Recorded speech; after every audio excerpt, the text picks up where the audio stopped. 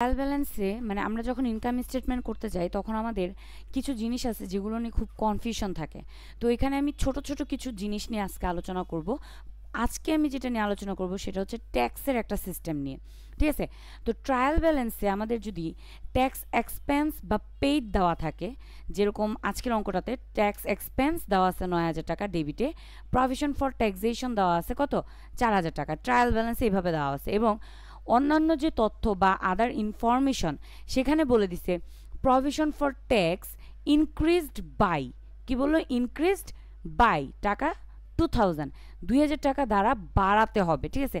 তো এইভাবে যখন আমাদের তথ্যগুলো দেওয়া থাকবে তখন আমরা এটাকে যেভাবে কাজ করব, প্রথমে ইনকাম স্টেটমেন্ট আমাদের যত কাজ আছে উপরে যোগ বিয়োগ সব কিছু করে আমরা নিট ইনকাম বিফোর ট্যাক্স যেটা বের করি, সেটা বের করার পর এইখানে এসে আমরা লিখব যে প্রভিশন ফর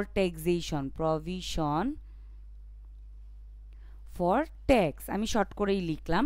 এখানে এসে আমাদের এইখানে যে প্রভিশন ফর ট্যাক্সেশন ৪,০০০ আছে এইটা এবং এই ২,০০০ এই দুইটাকে যোগ করে ৪,০০০ প্লাস ২,০০০ এই দুটোকে যোগ করে আমরা এখানে বসায় দিব ৬,০০০ টাকা এবং এটাকে আমরা এখান থেকে মাইনাস করব, ঠিক আছে? মাইনাস করে আমরা যে মানটা পাবো এটাকে আমরা বলবো নিট ইনকাম, যেরকমটা আমরা ইনকাম স্টেটমেন্টে করে থাকি। জাস্ট আমি ট্যাক্সের কাজটা দেখাইলাম। ওকে, ইনকাম স্টেটমেন্টের পরে আমরা চলে যাই রিটেনড আর্নিংসে।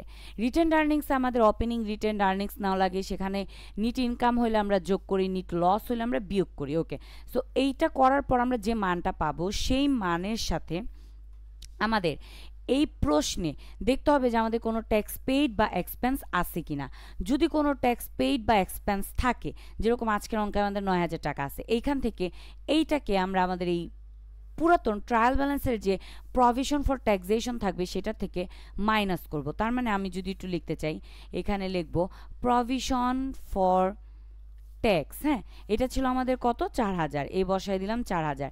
এখান থেকে আমরা মাইনাস করব আমাদের ট্যাক্স পেইড বা ট্যাক্স এক্সপেন্স যেটা আছে সেটাকে, কত ছিল ট্যাক্স পেইড বা এক্সপেন্স ছিল ৯,০০০ টাকা। ওকে, সো আমরা এখানে ৯,০০০ টাকা বসায় দিব, দিয়ে মাইনাস করব।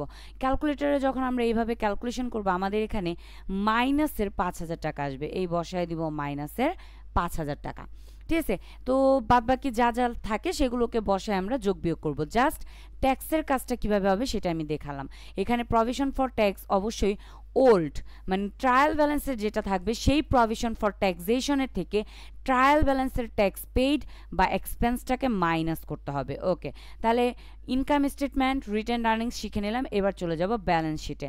ব্যালেন্স শিটে আমাদের কারেন্ট লাইবিলিটিস এই ট্যাক্সেশন ফর প্রভিশন এই জিনিসটাকে আমরা এভাবে বসাবো, প্রভিশন ফর ট্যাক্সেশন বা ট্যাক্স। এখানে আমাদের পুরাতন যে প্রভিশনটা ছিল সেইটা এবং নতুন যে প্রভিশন আমাদের বাড়াইতে বলছিল সেইটা, এই দুইটাকে একসাথে যোগ করে আমরা কারেন্ট লাইবিলিটিসের ঘরে বসায় দিব, ঠিক আছে? এই ছিল আমাদের, যদি ট্যাক্সটা এই সিস্টেমে দেওয়া থাকে তাহলে আমরা সেটাকে ইনকাম স্টেটমেন্ট, রিটেইনড আর্নিংস এবং ব্যালেন্স শিটে কিভাবে নিয়ে দেখাবো সেটা আমি আপনাদের এখানে শর্ট করে বলে দিলাম।